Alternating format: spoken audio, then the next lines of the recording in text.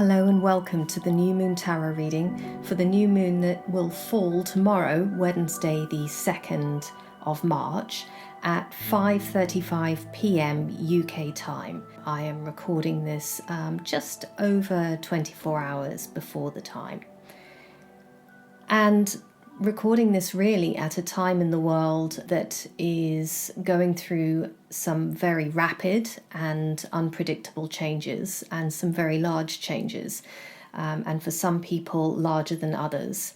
Also, I'd like to point you in the direction of an article that I've referred to several times in previous New Moon Tarot readings, and that is an article called "Your Intuition Does Not Use a Whip." And actually, it might be something that is well worth going to read, whether you're reading it for the first time or going back to it, because it really says something incredibly valuable about that connection that we can have to that part of us inside us that is able to tap us into a sense of knowing and a greater sense of calm and peace. I'm now going to go on to the reading. Please do skip ahead to the timestamps if they're available. They should be in most of the players that you're using if you don't want to listen to the introduction where I explain my reading approach. But otherwise, if you're still here, the way that I read is it is nearly always a 3-card reading, and I have the cards already shuffled face down in front of me. I will be reading them, turning them over one at a time. And the first card is always the foundation card, and that suggests something that has already happened, whether that's in the distant past or the near past or both, but it is in some way paving the way then for card number 2, which is the current theme. And this will be a theme that you will be facing in the coming month, and it may be something that is major in terms of the fact that it takes up a lot of space and time in your life, or it may be something that is less major but is significant in terms of your own development, in terms of your own experience of life and of yourself. So don't discount it if it's not taking up a lot of headspace, because sometimes the things that take up least headspace are the ones that are worth paying attention to, because very often if you're focused on something else, it can be a very convenient diversion from looking at the truth of something that is that really takes a little bit more of a reach to get to. That's card number 2, and that's the main theme. And then card number 3 is the agency card, and that is the card where you can meaningfully, in a very personal way, interact with card number 2, because, of course, card number 1 being the foundation means it's already happened. There's very little, if nothing, that we can do to have an effect on that. The theme itself, to me, suggests something that we do not have much control over directly. But the agency card is where we are able to bring meaning in a more personal and directed way. And so, without further ado, I will get to the reading itself. As I said in the introduction, I have shuffled, I've cut the deck, and I've dealt out 3 cards, and they are face down in front of me. And the first card in this reading, which is the foundation card, so remember this is something you are coming in with already, whether it's happened in the near past or the distant past or both, is the Princess of Wands. Now the Princess of Wands is a court card that hasn't come up, I think, for a very, very long time. It's interesting when I get a court card, or any card actually, that hasn't come up for a while, I wonder what new things are afoot, because if you have been listening to the new moon reading for any length of time, you'll know that there are certain cards that tend to come up in a kind of series, or certain cards that are linked that come up in a series. And the Princess of Wands, to me, is one that feels somewhat new.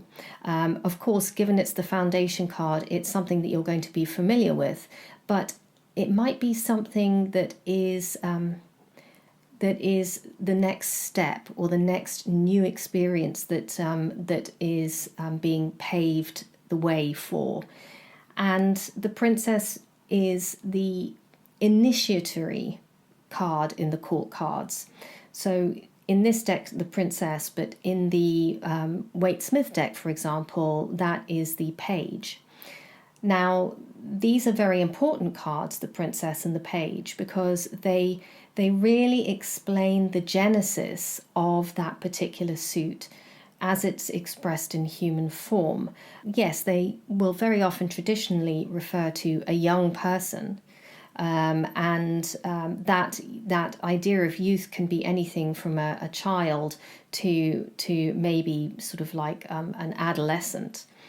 But it also refers to a frame of mind. Because it's the genesis of something, the start of something, the initiating of something, it is also the idea of beginner's mind.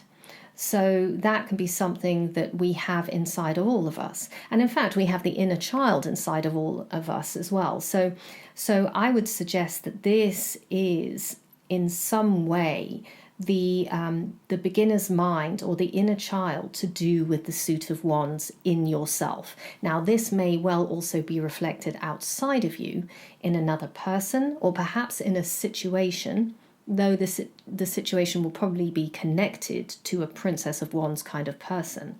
But those will ultimately reflect something in you. And so this is the initiatrix of fire. She is the responsible person for bringing fire into the psyche's self-awareness.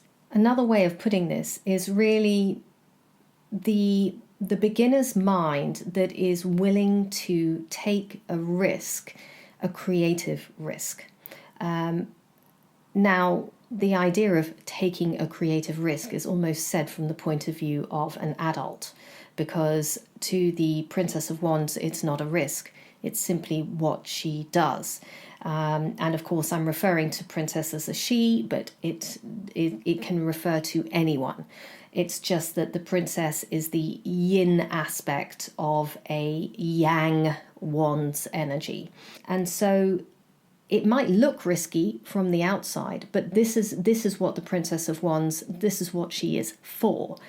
It's she would not consider it a risk. She would not probably consider it anything. There probably isn't much thinking going on the side of the Princess of Wands, and that is entirely in keeping with the suit and with the energy of the suit. This is not a thinking card. This is a spontaneous, fiery doing card. It is a card of unself-consciousness. It is a card of rapturousness, of joy, but it has an innocence to it because, of course, this is the princess. It's this idea of beginner's mind. Yes, the princess here is dressed up in stockings and, a G-string, and she's bare-breasted. You can definitely see what Carl Röhrig's predilections are. But in some way, this is also about, she's not doing this for anyone else. It may be the kind of outfit that is associated with voyeurism, but when I'm looking at the card, I don't feel like a voyeur looking at the card. She is in her own world. She is in a sort of rapturous embrace of the wand, but in a way that is really doesn't care about what's going on around her. And again, the idea of not caring means that she's even aware of what's going on around her. She isn't. I get the strongest sense of the fact that this really is a kind of ecstatic delight in what she is able to do. And if you look at her hair, it kind of spills out around her almost like a cloak. And then there is the tiger that is there in the hair, coming out in the hair, that very feline, very powerful. A tiger is one of the, if not the most powerful of the big cats. So while the princess is young, there is an incredible amount of power in what she wields. And I'm pretty sure that I wrote about the younger wands court cards as being the idea of the sorcerer's apprentice. There is a wonder and delight in being able to take something and work with it. In this case, when Mickey Mouse is working, when the sorcerer's away working with magic. The danger is, of course, that you work with something that is then the potential is for it to run away with you because there isn't enough experience. However, there is an amount of risk and daring that needs to happen, I think, in order for creative endeavours to come about in the first place. And then, of course, it needs perhaps an older figure like the sorcerer to arrive, and save the day just in time. But without that venturing out and without that creativity and that fire and that curiosity, because there is a curiosity sort of, I wonder what this does if I do this, or I wonder if it's possible to do that there isn't anything that is going to happen. There's nothing that's going to be achieved. There's a Promethean feel to this. And the Princess of Wands is reveling in the delight of this ability to wield this wand in a way that feels incredibly powerful. But it is for herself. It is for her own delectation. It is self-directed. It is inwardly directed. So if I go and look at the writing on the card, this is what I can see. Optimism, free of fear, enlarged perception. And you can see with the wand going into her third eye, and her eyes are closed. So this perception is not to do with what is going on in the world outside and around her. It is to do with, it's not simply about navel gazing either, that's not it. It's the perception of the world through different eyes. And that is that intuitive sense that I was talking about. When your intuition does not use a whip, your intuition is there to empower you with information and knowledge, and not to do a one-upmanship either on you or someone else, but simply it is information. It is there to serve. And that idea of enlarged perception is to be able to see beyond what is immediately there in the physical world, be able to see or read between the lines, to know what's going on under the surface. The Princess of Wands, I'm pretty sure, is probably not able to explain why she does this or how she does it or the theory behind it. That's not it. She just simply does it. That is who she is. Again, it's almost, she is inseparable from what it is that she does. She is a quality. So it's this beginner's mind quality in us that trusts to the fact that there is an inner knowing that really is a current that runs through us. This is wands. This is not swords. This is not intellectual. It is a current that runs through us, that also runs through the whole of life, that then therefore connects us not only into ourselves, but into life itself as well, and that we are able to draw upon to get different kinds of information. And not information simply to be self-serving, because intuition isn't particularly self-serving. That's more like guile or cunning or intellect or something like that. It is just simply something that serves the self, not self-serving with a small s for self, but self-serving with a capital S for self. That idea of the soul.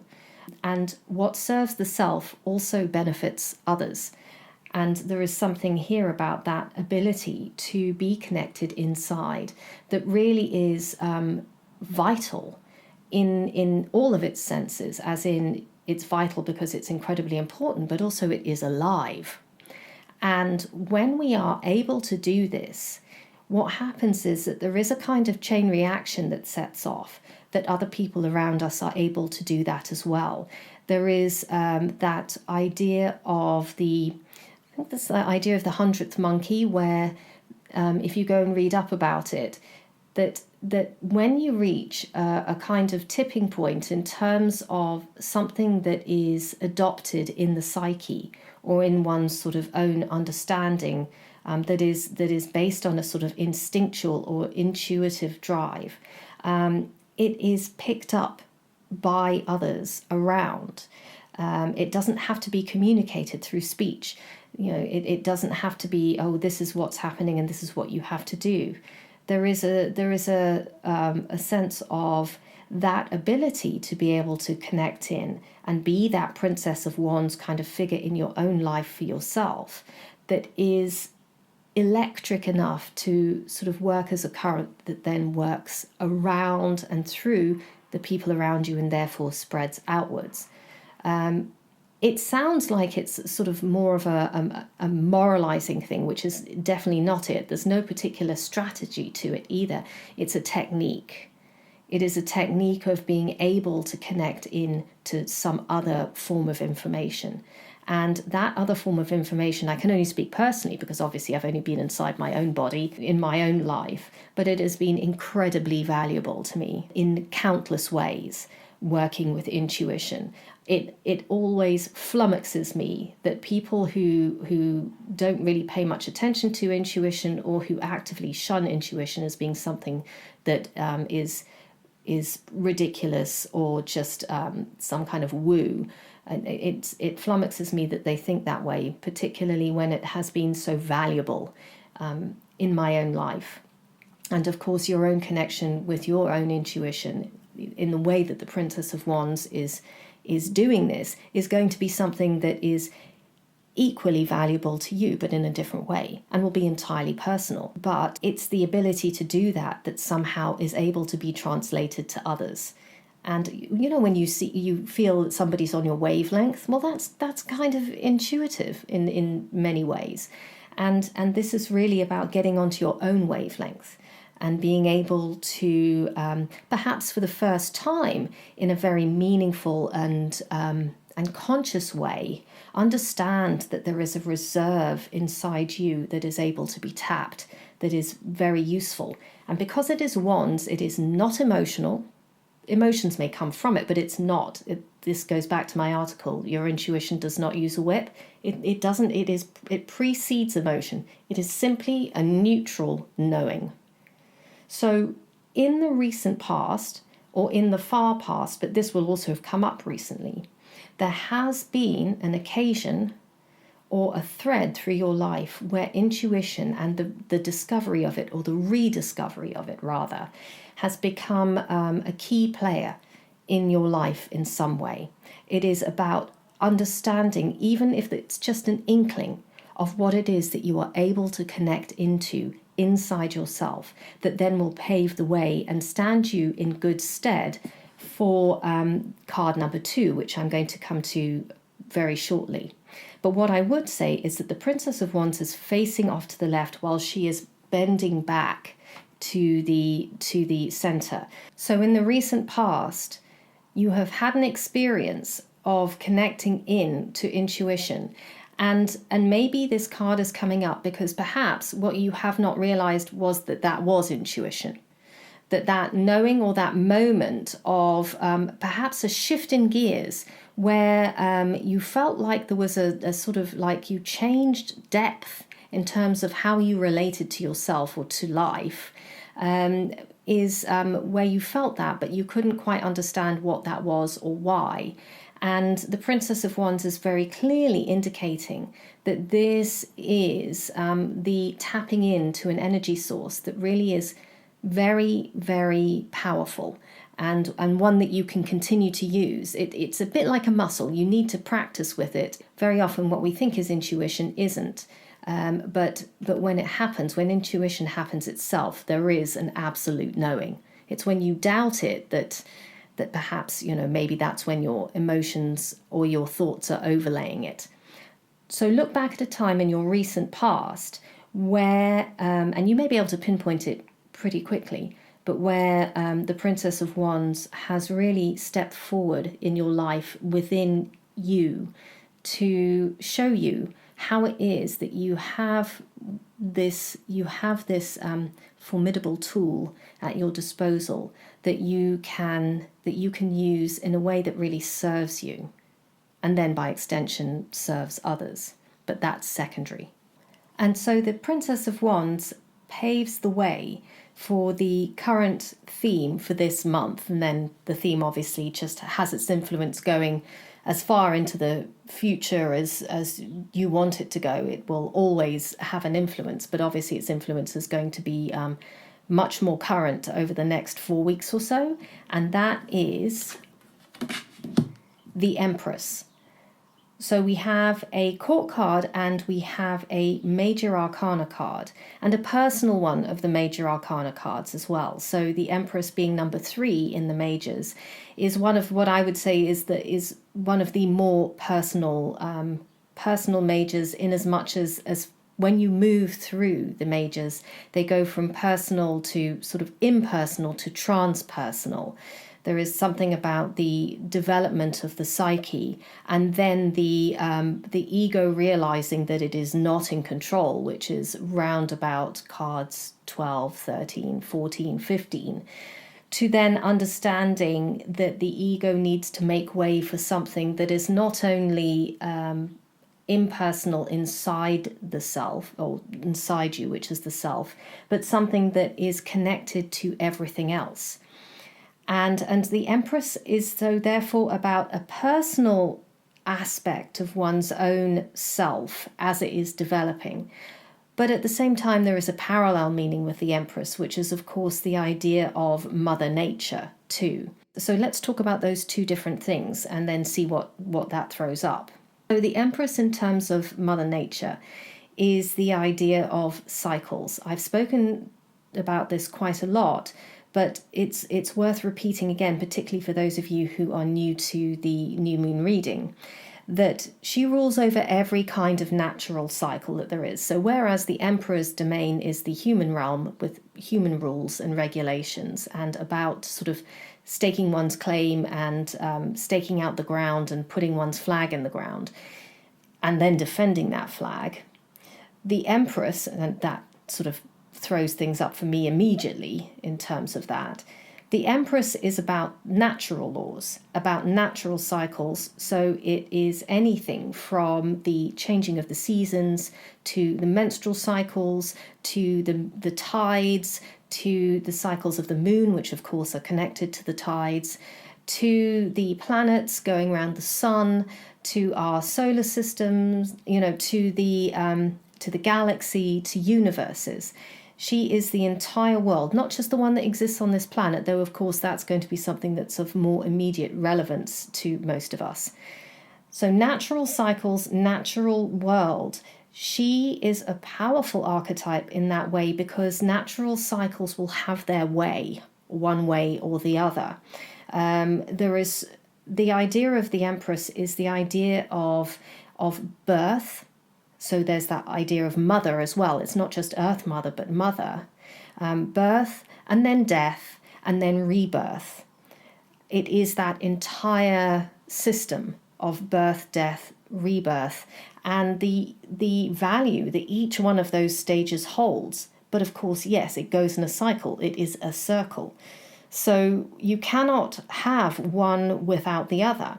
And so in order to, the Empress almost at the beginning of the deck holds the entire rest of the deck in that idea of birth, death, rebirth, because of course then you've got death as in the card number 13, and then rebirth, which is card number 20, which is judgment. And then, or the judgment in this deck, and then the world, which is then the starting of a new cycle. So the Empress is almost presaging or foretelling an imprint of what it is that the majors is all about, that birth, the death, and the rebirth. Now, of course, birth, death, and rebirth, for example, through the seasons, so you've got spring, summer, birth, and then autumn, winter, death, and then rebirth back into spring. It has a kind of that idea of something really dying back quite physically. There's a physical death. And of course, the Empress works through that as well. But the Empress also works with the idea of things dying back as in ebbing. So a tide doesn't die when it sort of moves away from the shore. It is just, the sea isn't dying. It is just simply pulling back in order to pull forward again. So there is a particular ebb and flow. But without that ebb, there wouldn't be the flow. So without that, there wouldn't be the tides. And without that, life would not exist the way it does on Earth.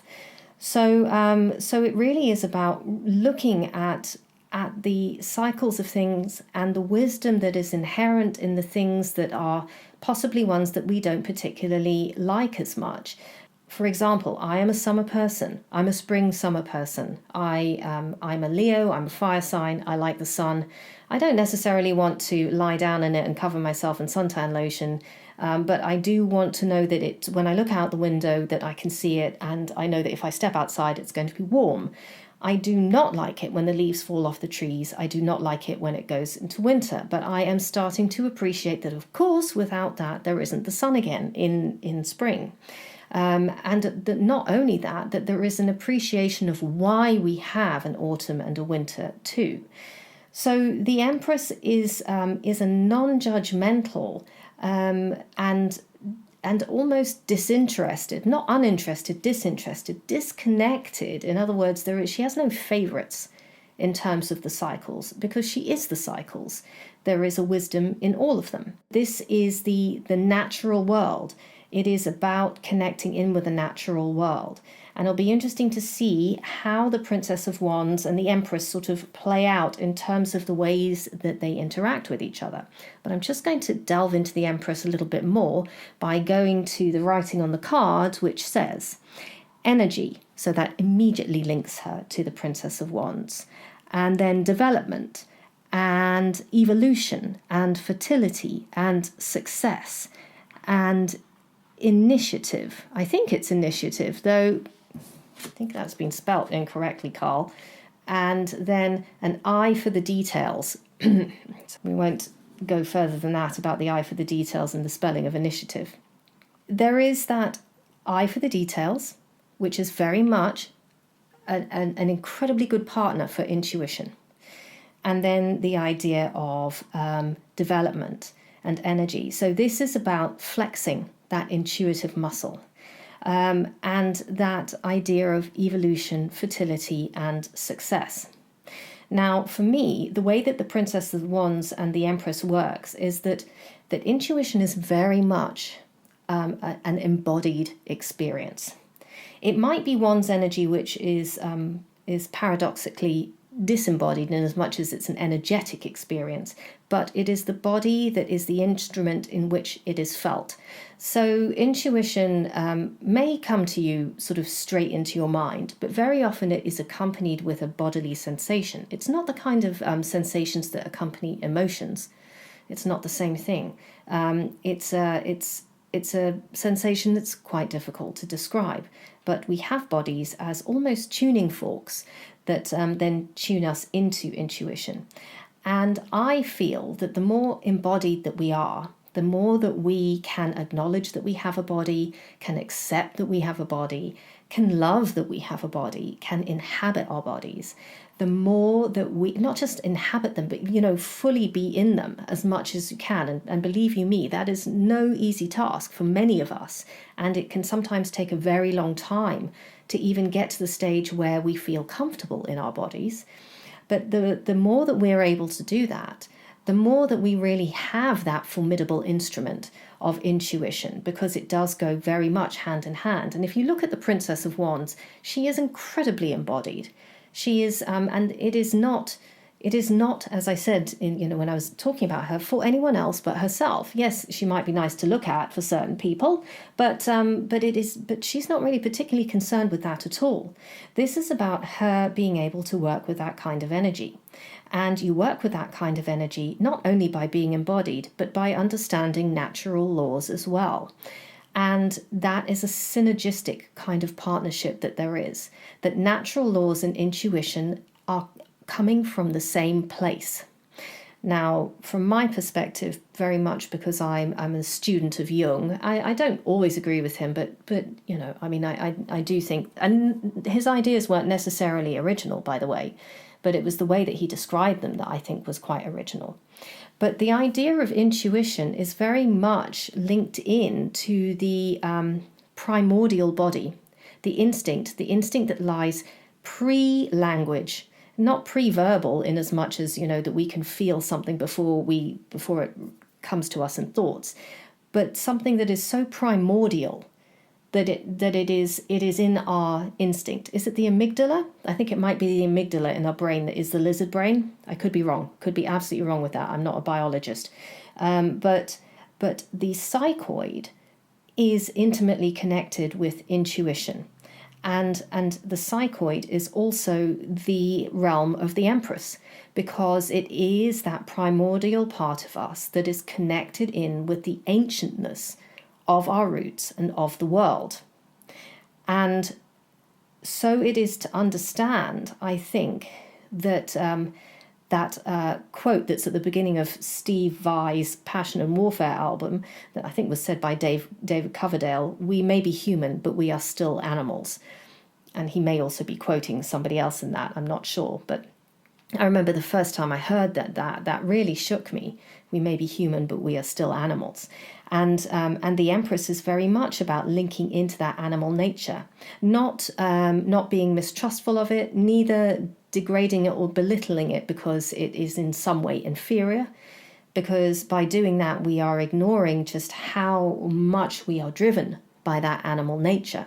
And we can see that playing out in the world all around us, and particularly now, and particularly over the last few years, in terms of being run by emotions, being run by very, very basic needs, which are not to be scoffed at because they are needs, but also run by very, very basic emotions, by the emotions of survival. And even if we're not in a situation of survival, that survival instinct kicks in. So, it's survival at all costs, even when that isn't actually necessarily the truth of a situation. And I think that the Empress is able to, in some way, guide us back into the wisdom of what's going on in our bodies now, as well as helping us to understand why our bodies are the way that they are, and to help us acknowledge that there are drives inside us that are as old as the hills, that are not necessarily intuitive in nature, but rather more instinctual. Intuition and instinct are linked, but not exactly the same thing. And that's a discussion for another time, but there is a distinction, for me at least, between intuition and instinct. And that to be able to know it is to be able to discern and to understand that there are forces at play in the world, but in ourselves and in the collective, in our collective psyches, that can sometimes be incredibly powerful, primordial, based on instinct. And that is where the Empress is something that can link us in, because when we are able to do that, when we have an eye for the details, when we are able to make a certain kind of discernment, when we at least bring awareness to what it is that we are, human and animal, then we are able to look at things where perhaps the animal runs away with us, or to look at us where the human runs away with us, and we deny one or the other at any particular time. And one of the things that Jung talks about often, it's at the core of all of his work, is that polarization that can happen, where we choose one side or the other. Everything's either black or it's white. The danger is that when we try and compensate for something, we end up swinging the other way. And that actually the more adult, the more individuated way of seeing things, even if it's more difficult and more challenging, and really it's quite a challenge to endure it, is to understand that there are shades of grey everywhere. There is no such thing as black and white. There really isn't. And that can seem like a really quite risky thing to say sometimes, that there is no black and white. There are only shades of grey. And that doesn't mean that you don't come down on the side of one thing or another, or make a decision one way or the other. But it is that eye for details that helps us to understand and discern what it is about us, the dual nature of who it is that we are. That we have the yang and we have the yin, the wands and then the Empress. The Empress is Venus. She's also, so the goddess of love. But Venus is also the sign of the seductress as well. She can be self-serving in a way. She can work to undo things rather than to allow things to grow or to unite things. And that is going on inside our bodies too. It's about working with the balance between the two, about working with and not saying, well, I'd prefer to be this way, but I don't want to be that way, so I'm going to look that way, but I'm not going to look behind me because I don't really want to acknowledge that these are aspects of myself as well. I want to concentrate on the human bit. I don't want to concentrate on the animal bit, that kind of thing. It's actually being able to work with all of this. And when we are able to, in some way, we can't encompass the Empress, that we can't encompass major arcana cards. But when we are able to accept nature in all her cycles, nature and life itself in all of its variations, then I think that we have a much better chance of being able to tap into a knowing that isn't driven one-sided against the other, that isn't particularly favoring one thing and then ignoring the other thing. In other words, that we are actually tapped into our intuition, which is not moral, it is amoral, it lies outside morals, it is not prescriptive, it doesn't split things into black and white, it's simply just a voice. And some people hear it as a voice, and some people have a sensation or an impression, or just a feeling it, a sort of knowing. But it doesn't take a particular political stance, nor does it take a moral stance. It just simply is. And that's what the Empress is as well. Simply is and always has been. And this is really that development of that. And because she is coming up as the number 3 in the major arcana, this is really about getting to grips with also that aspect of ourselves. So we've got the personal majors. This is an aspect of who we are. We have the aspect of the magician, so the go-getter. I'm going to break these down. They're very simplistic, these explanations. So, please don't think that these are in any way comprehensive. But the magician is the the going out and doing things, the go-getter, the experimenter, a bit Princess of Wands, really, in a way. But much more powerful. The thing that goes and makes things happen. And then the High Priestess, which is, that receptive energy, the one that goes in. So whereas the magician is outside, the priestess goes inside and works with that kind of intuition. So she is also, but she's more in the spaces. She is the liminal space between the divine or the spiritual world and the physical world. And then the Empress being the physical world. So that physical world is then overlaid on the High Priestess and then able to work with the cycles of nature, which is an overlay over intuition, over spirit. And then the Emperor, which is then about laying down the law in your world. It is that, so you go from the laws, the cycles of nature to, rules and regulations, legalities and all of that kind of stuff, real estate, all of that. So you've got all of those things that then layer up on each other and then create this person. This starts to round out this person with all of these different aspects. But the Empress, I think, is the point where we, as spiritual beings, connect in with the world, with nature, but also with the invisible world of nature, the cycles that aren't necessarily so visible around us.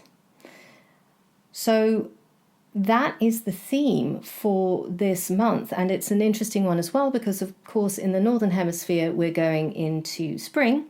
And the Southern Hemisphere, you're going into autumn. And so there is very much, I think, spring and autumn, unlike the other sort of changes of seasons, are the ones that are quite noticeably shifting from one pole to the other. The sun is shifting, from one side of the world to the other. And that's also the theme for the month overall. But Venus is also, wherever that's placed, if you're into astrology, that's placed in your chart, or is going to be key here as well. So the Venusian energy of coming back to life is also there. So while it is about cycles, it is also, I think, there is a particular, given the Princess of Wands as well, with that sort of quite phallic energy, which can be also quite sexual, is the Venusian energy of procreation, of being able to connect in with a sensuality that is very much embodied. It's not up in the mind, it's not put on, it is an extension of who you are. And so you have that Yang Wands and then this Yin Empress. So that is it's very much for me quite a personal reading, if you see what I mean. It's very much about the self. And maybe that's actually the antidote or the medicine that is most needed right now for so many people, is to turn the attention from outside to how it is that the cycles of life are in us, and who it is that we are being, and how it is that we can connect in with our bodies, with that knowing, without necessarily understanding it. We don't need to be able to understand it and make spreadsheets out of it. Just connect in, not ask it too many questions of, why is it that you're telling me this, or where is it that you come from, but rather, what do I need to know? What do I need to know? That's the question that I think is one of the best ones when I do a tarot reading for somebody, which is working with intuition. Tell me what I need to know. So if you're ever in doubt, then that's it, is link in with the body, use that Princess of Wands energy, be experimental in your approach, have a beginner's mind, ask that question. What do I need to know? And then wait for the answer, which may come immediately and it may not. But I am pretty certain that when it does, you will know it. So that's this month. I think it's really a connecting in with oneself. And then the Tool card, there's been quite a lot of agency in this already, but let's see what this is all about. So card number 3, the Tool card, is the 5 of Wands, which is strive in this deck, strife in other decks, but I like strive here. So we've got another Wands card, we've got another energetic card. And I like this one because it is about endeavoring. It's endeavoring against what appear to be ridiculous odds, but that's not true. The striving itself are the things that change the odds. So if you look at the card, you can see this sort of rock, and there's almost like an airy magma underneath it where this light source is. There's always a light source in the Wands cards, and this light source is primarily under the ground, but it's also coming from each of the wands as well, and from the hand that's coming through. And so there is something about this energy under the ground that is feeling trapped, but then, can it break through? Is it able to break through? Is a breakthrough possible? My goodness, it feels impossible. Look at that. Look at all of that rock. And yet that hand breaks through. It is the willingness to strive that creates the breakthrough. And I think that that's the most important thing, because I love the fact that whether Röhrig did this deliberately or not, the fact that the card says strive and not strife is that's all that the agency is. Just strive for it. That's your agency card right there. It's very simple, very direct. So if I go to the book that accompanies the deck, it says here, it's a very short write-up. It says, challenges and tests of strength, readiness to confront a situation, yearning for harmony and success. This is about the trying. This is the standing up to the challenge. It is taking that Princess of Wands, really. So you've connected in with that in the recent past. And you have your intuition. You have that ability to connect in, to understand that you and your body and your instinct and your intuition are really very deep-seated and connect you with everything, including the deep past. And you use all of that in order to shift your perspective so that impossible becomes possible. It's not even that the impossible becomes possible. It's just like, I am going to go for it. It's not there is nothing else to do. That seems a little bit futile, but rather it's not even an intellectual exercise. That's why I'm struggling to put words to it. It is just strive. That's what it is. The Princess of Wands is doing what she is doing because that is who she is.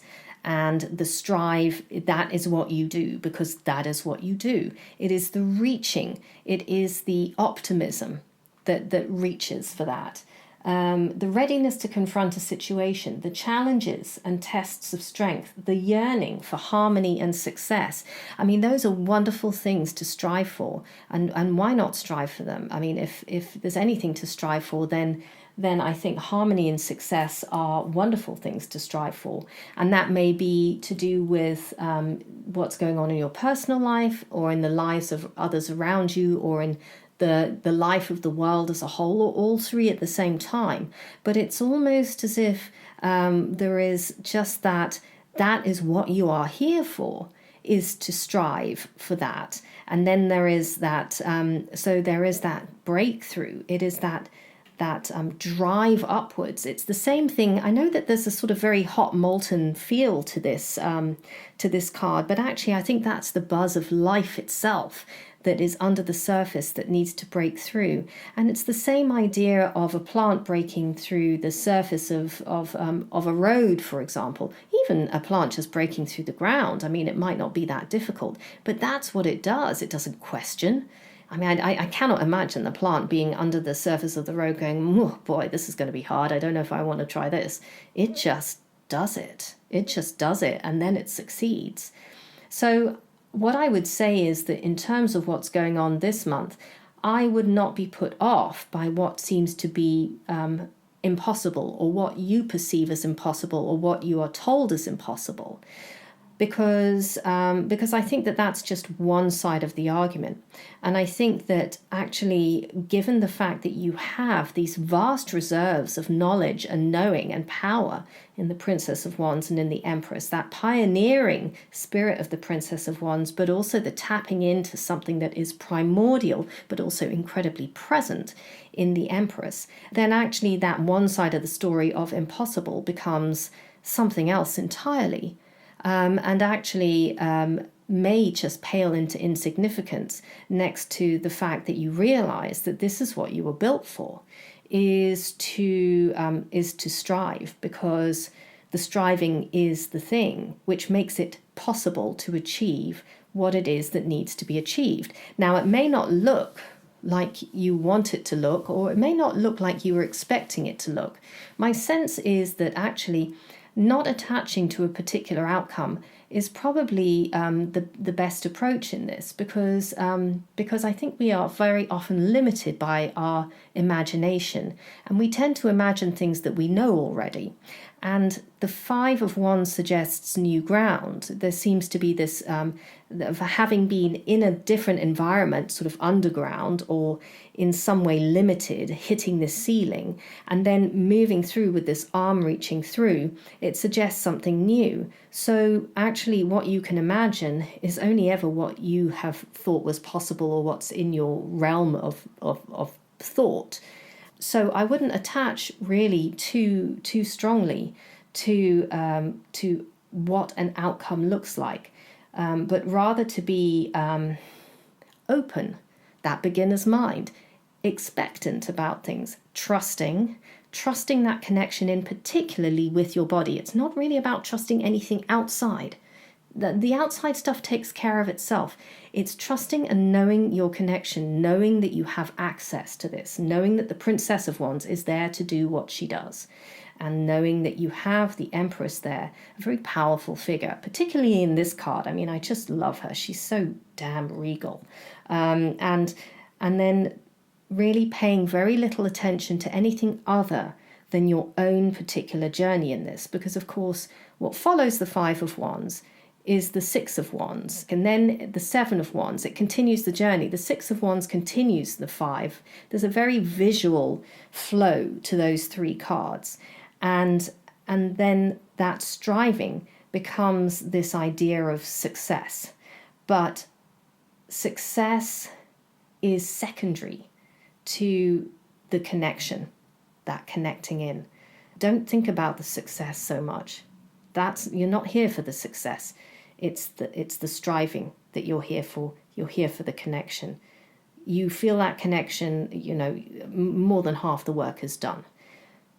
And so this really is some kind of working towards a breakthrough, but one that is very internal.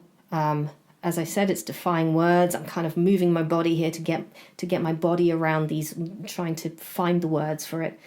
But trust that you'll know it when you feel it. And then when you do, then be open to where it is that it takes you, or what it is that it's going to show you, and the wisdom that it holds for you. Thank you very much for listening. And if you have any questions or comments, as ever, then leave them in the comments box. If there is one available, you can also email me, sarah@integratedtarot.com. Otherwise, I will speak to you at the next new moon. Take very good care. Bye.